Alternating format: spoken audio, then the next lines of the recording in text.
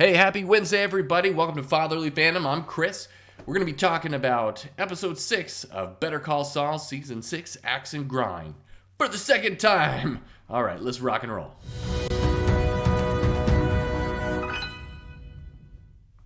Okay, so story time, kiddos. Here's what happened. So last week I recorded a video about Axe and Grind here, and told everybody my opinions, my review. I got some information about Giancarlo Esposito, and it was all good and great. And I was running a little late to work, so I went ahead and uploaded right away. Didn't actually check the video, and guess what? I didn't have any audio on there. So a friend finally got back to me and was like, hey, I just wanted to let you know that there is no audio on your current video. So thank you, Ong. You're the one that brought that up to me. I really do appreciate you checking out the videos, supporting me here on Fatherly Fandom. I'm happy for all the support. And in the meantime, if you guys do want to support me, go ahead and subscribe to the channel, like the video as well. And give me an extra like now because you can actually hear my voice. Isn't that nice to be able to actually hear the person that's on the video? I do apologize for that. We also had another snafu on Sunday. We did a live stream, me and Matt. He's my co-host on this show. He'll be coming in from time to time when he can. He's a busy guy. We're both fathers. We both work full time. So we try to work this in whenever we can. But it doesn't always work out to where we can watch the same shows and do the same thing at the same time. But we will be doing that for Obi-Wan Kenobi. So we had a live stream where we did a pre-show about Obi-Wan Kenobi. Fantastic talk with my best friend there. And afterwards, come to find out, one of my good friends, Jesse, left a comment on Facebook that I didn't get to see until after the stream, saying that the audio didn't work on that one as well. That was extremely frustrating, let me tell you. But we got that all fixed, and we're going to be going and doing our live stream watch party for Obi-Wan Kenobi on Thursday night at midnight. As soon as Obi-Wan drops, we'll be watching the first 2 episodes. So if you can join us then, great. That'll be awesome. We can all experience it together. If not, that's okay. I'm going to try to get Matt on if we can, at least for a little bit of it. He has to work the next day, so he might not join. We shall see. I do not have to work the next day, and usually I don't have to work on Friday, so I'll be able to do the watch party each and every week for Obi-Wan Kenobi. And we're going to be reviewing it this weekend. Me and Matt are going to be. It's either going to be on Saturday or Sunday, depending on our schedules as well. But we will be reviewing it in depth on either Saturday or Sunday, and we are both really excited to get started with it. All right, enough about Star Wars. We're here for Better Call Saul, so let's get into the episode. Axe and Grind, episode 6 of season 6 of the show.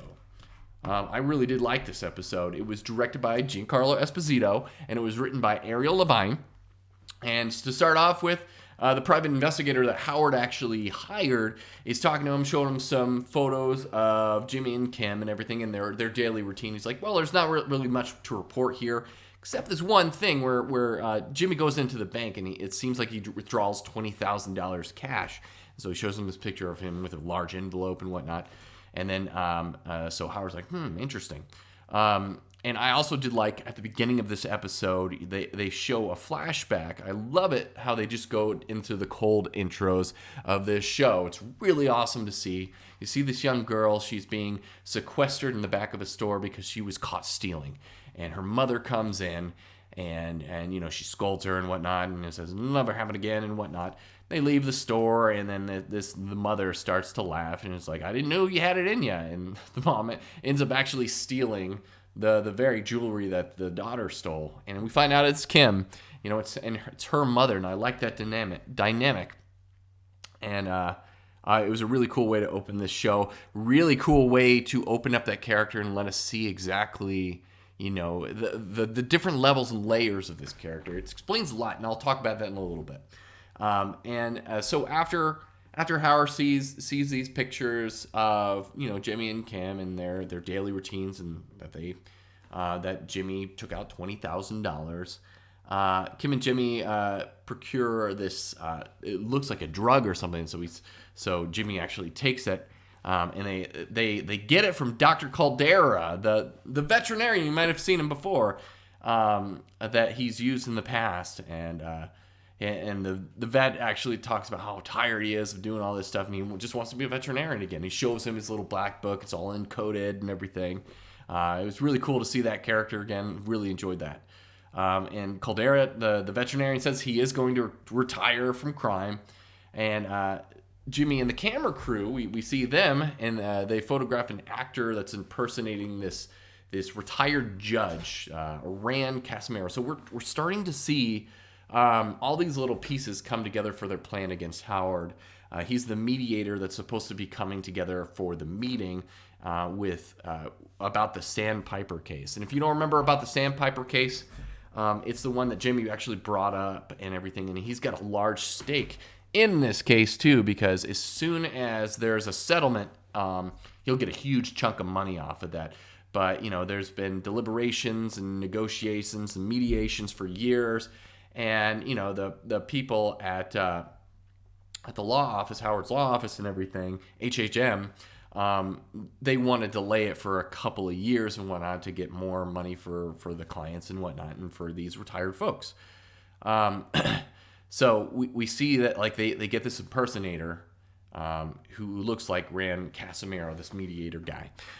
So you see these intricate pieces start to come together.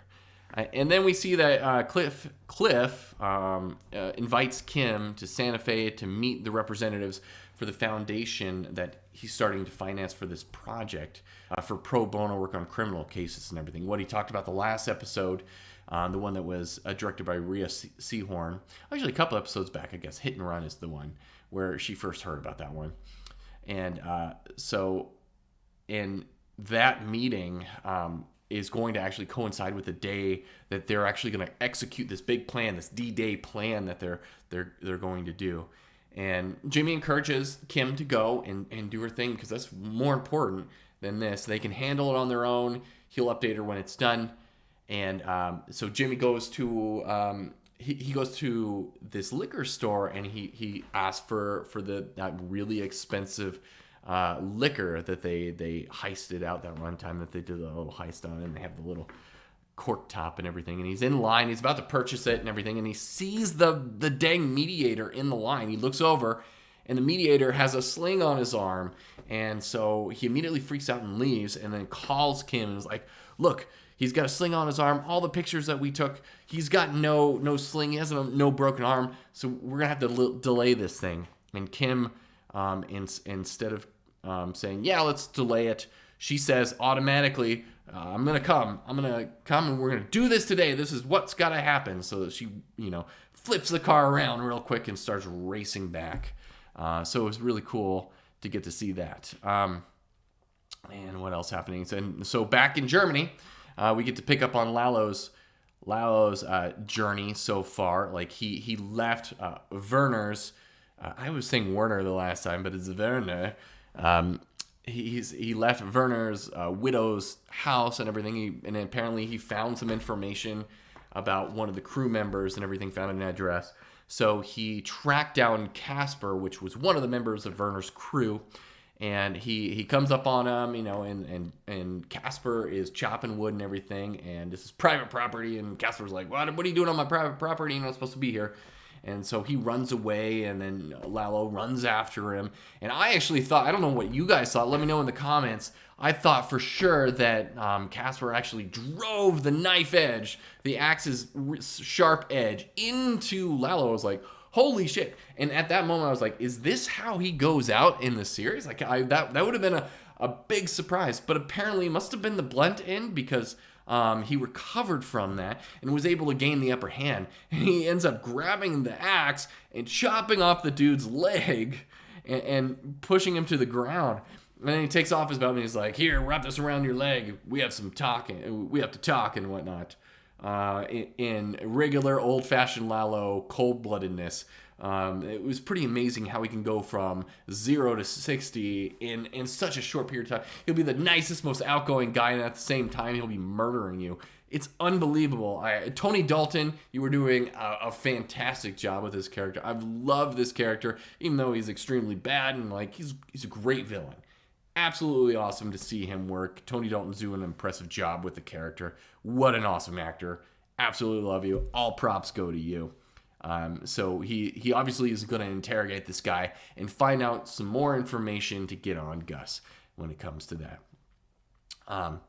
And so there we go. There's the episode. Like I said, he was directed by Giancarlo Esposito. So I found some information out about Giancarlo Esposito, one of my most favorite actors. I remember seeing him originally in Breaking Bad, playing as Gus. And oh my gosh, I absolutely love the character. He's been working in the career for a long time. He's been doing the Lord's work when it comes to what he's been doing. He was actually born, fun fact, he was born in Chattanooga, Denmark. His father's Italian, his mother was a black singer, and they eventually moved to Manhattan when he was 6 years old. Like I said, he's got a long career in acting. He's worked with Spike Lee and collaborated on the first film he did with him was School Days, and he's collaborated further, and he's been on Do the Right Thing, More Better Blues, Malcolm X, which is one of my favorite movies. I love that with Denzel Washington. Young Denzel Washington, if you haven't seen it, great show. Love Malcolm X. I've read the book too. Awesome Spike Lee movie.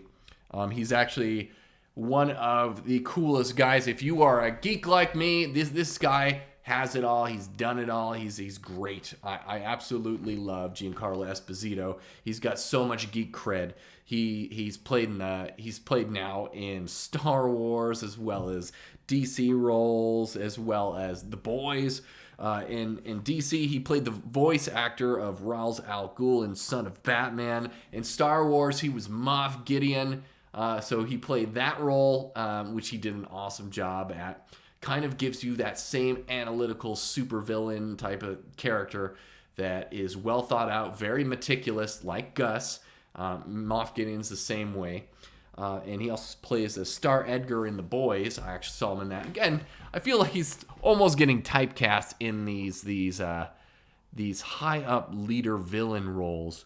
But he does such a damn good job at them. It's hard not to cast him in these roles. So he's definitely got a lot of street credit when it comes to the geekdom. And he does an absolutely good job. I absolutely enjoy everything that I've seen him in, and I can't wait to see him in further roles. I would love to see him in like a more lighthearted role and everything that's not a villain as well. But I eat it up every time I see him on as Gus. I love that character. I've loved him ever since Breaking Bad. And he has done a phenomenal job in the director's chair with this episode. Just like Rhea Thompson. You know, both of these actors going behind the scenes and my apologies, Rhea Seehorn, not Thompson. Why did I say Thompson? Rhea Seehorn, the actor who plays Kim Wexler. But seeing actors go behind the scenes into the director's chair is fantastic. And I love it just because it produces quite a good performance from the actors as well. And they know what it's like to be in both roles. I love to see them stretch their legs in that way. We've been doing a lot of research for Shawshank Redemption, and one of the things that we researched out for that movie, my favorite movie as well as Matt's favorite movie, so we're going to be doing a show on Shawshank later on, side note. But for that, both Morgan Freeman and Tim Robbins, they both had been directing films, and at the same time, Frank Darabont, this was his first major directorial debut for Shawshank Redemption. He wrote the script, everybody loved it, and he was, by miracle, he was able to get it made.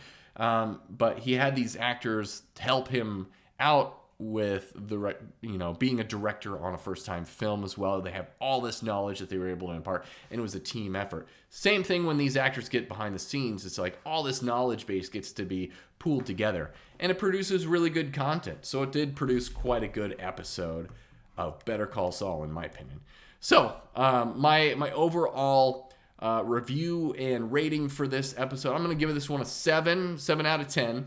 For this episode, I really did enjoy it. I can't wait to see what happens. I'm very much concerned for Kim. I really want to see her out of this show.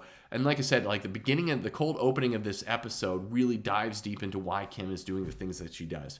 And it makes a little bit more sense why she's so drawn towards Jimmy and finding fun and doing all these little things that are not the up and up and whatnot because of her mom and everything. Her mom was was like a Jimmy character. It was like Slipping Jimmy. Like she's very similar to Jimmy And so she's being drawn and attracted to what she grew up with as well. And we're getting to see that in these flashbacks as well. So we understand the character a little bit more. And it's such a tragic thing to see these characters come from a good place, come from a bad place up to a good place, get out of bad situations, and decline back down into bad situations. You know, Kim Wexler, she worked her way up. She became a lawyer. She became a damn good lawyer. And then basically she's throwing it all away with Jimmy. And it's really tragic to see that. And I just hope and pray that her character gets out of this unscathed. But we shall see in the next few episodes and whatnot.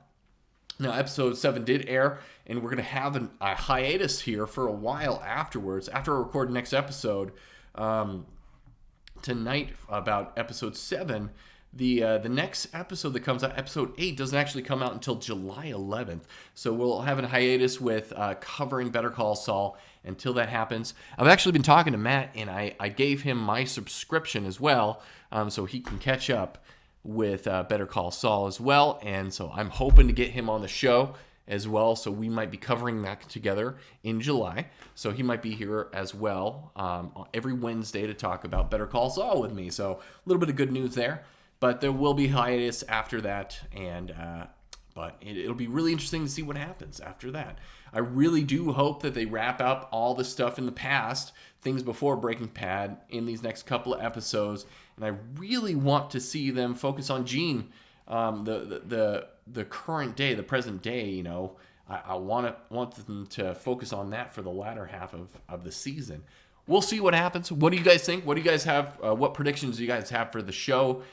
For the second half of the season, the final season? Let me know if you have comments and you have predictions or anything you want to say.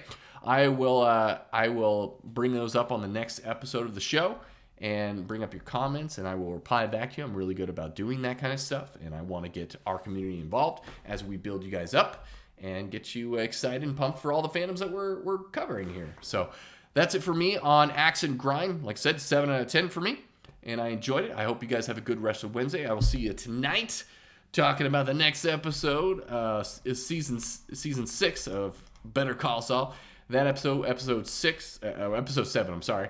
Plan and execution. Got a lot to say about it, so I look forward to that. Anyways, you guys have a good one. And from our families to yours, adios.